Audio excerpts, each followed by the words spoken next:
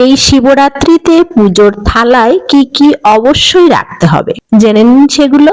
বেলপাতা। শিব পুজো বেলপাতা ছাড়া অসম্পূর্ণ, তাই প্রথমেই বেলপাতা রাখুন। গঙ্গা জল। ভগবান শিবের পুজোর আগে অভিষেক করাতে হবে গঙ্গা জল বা শুদ্ধ জল দিয়ে। দুধ। দুধ দিয়ে মহাদেবকে অভিষেক করাতে হবে। সিদ্ধি। দুধ অথবা শুদ্ধ জলের ভিতরে সিদ্ধি মিশিয়ে ভগবান শিবের অভিষেক করুন। ধূত্রা ফুল বা ফল। শিবের প্রিয় ফুল। সাদা চন্দন। সাদা চন্দন ভগবান শিবের খুব প্রিয়। সাদা ফুল। যে কোনো ধরনের সাদা ফুল পুজোর থালাতে অবশ্যই রাখবেন। দই।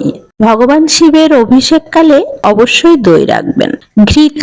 ঘৃত দিয়ে অভিষেক করাবেন। মধু। ভগবান শিবকে মধু নিবেদন করলে সুখ বাড়ে এবং জীবন থেকে শত্রু দূর হয়, তাই পুজোর থালায় অবশ্যই মধু রাখবেন।